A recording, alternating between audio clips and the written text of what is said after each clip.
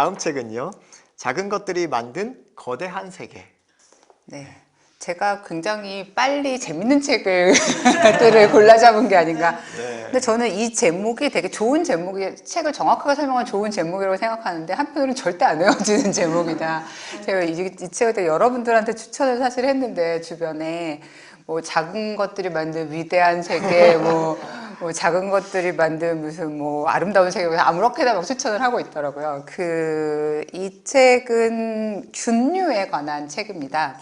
네, 균류. 그러니까 세상에는 좀 이런 종류의 책들이 있죠. 그러니까 우리를 전혀 모르는 새로운 세상으로 이끄는 책들이요. 그러니까 저는 이 책을 보기 전에는 이 세상에 대해서 전혀 몰랐는데, 이 지식을 알고 나면 뭐랄까, 이 균류가 만드는 네트워크를 이해하고 나면 세상에 대한 해상도가 완전히 좀 달라지는 그런 경험을 하게 해주는 그런 책이죠. 그러니까 뭐랄까, 우리가 이해하고 있는 세상 외에 다른 네트워크들이 있고, 그런 세상을 굉장히 매력적으로 소개를 하고 있는 책입니다. 저 이분이 아마 여기 사진을 굳이 실은 걸 보면 아시겠지만 되게 매력적인 그런 젊은 남자 연구자시고요. 글을 굉장히 잘 쓰세요. 그리고 특히 이렇게 좀 전문적인 영역을 다루는 그 교양서들이 두 종류가 있는데, 하나는 우리를 자신의 어떤 제자로 생각하는 분들이 있고, 하나는 우리를 그냥 자신의 학생으로 생각하는 분들이 있는데, 이분은 그냥 우리를 학생으로 생각해서 굉장히 그냥 편하게 비유를 되게 자유롭게 쓰시고,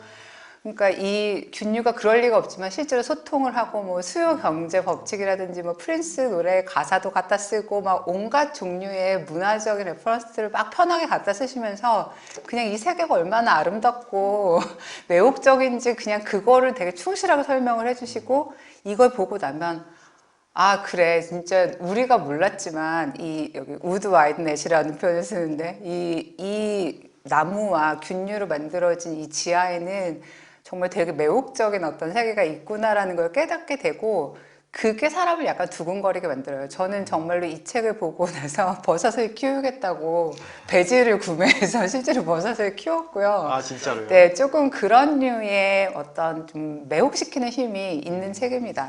저희 되게, 집에도 있습니다. 네. 느리와 탈이라고 저희 아이들이 이름을 붙여줬어요. 네, 그런 것들. 그리고 이제 이렇게 그 버섯을 키우면서 뭔가 그 소근되는 느낌을 좀 받게 되는 책이에요. 네, 그런 식의 좀. 상상하게 되는군요. 네, 되게 매혹적인 그런 에세이입니다. 사실 저 이거 보면서 우리 그동안 사람들이 그냥 동물, 식물, 미생물로 퉁치잖아요.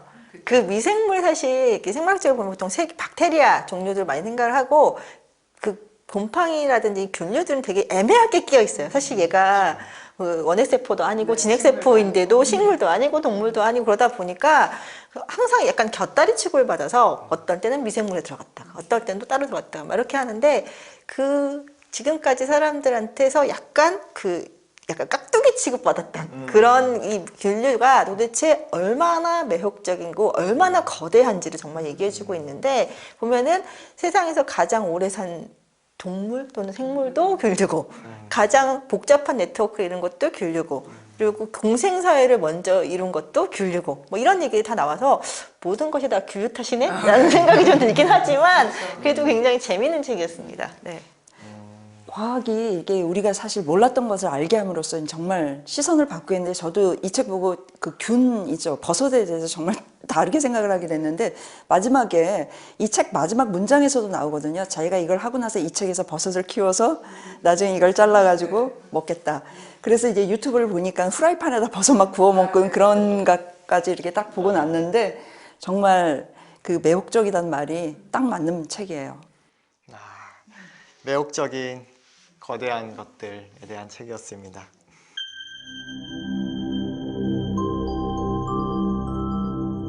처음 이 책을 쓴 이유는 아무도 관심을 두지 않는 곰팡이의 세상으로 관심을 끌기 위해서다. 이 프로젝트는 곧 곰팡이처럼 확장되었다. 곰팡이는 천을 짜듯 자신의 몸과 주변 환경을 연결한다. 곰팡이의 몸과 이를 둘러싼 물리적 환경, 그리고 다른 유기체와의 얽힘은 곰팡이의 주된 생존 방식이며, 따라서 곰팡이에 대해 이야기하려면 반드시 곰팡이가 성장하고 살아가는 환경을 함께 다루어야만 한다. 이러한 얽힘을 탐험하면서 내가 아는 대부분의 지식들을 다시 검토해 보았다. 문제의 근원은 우리의 무지였다. 자연 속 생명체들이 얼마나 친밀하게 얽혀 있으며 얼마나 큰 생명력을 지니고 있는지 우리는 알지 못한다. 우리는 자연의 생명체들도 인간처럼 각각의 개체를 명확하게 분리할 수 있고 자신이 살아가는 세계와 독립적으로 존재할 수 있다고 생각하기 때문이다. 이는 우리가 현재 직면한 복잡한 상황에 대해서도 시사하는 바가 있다.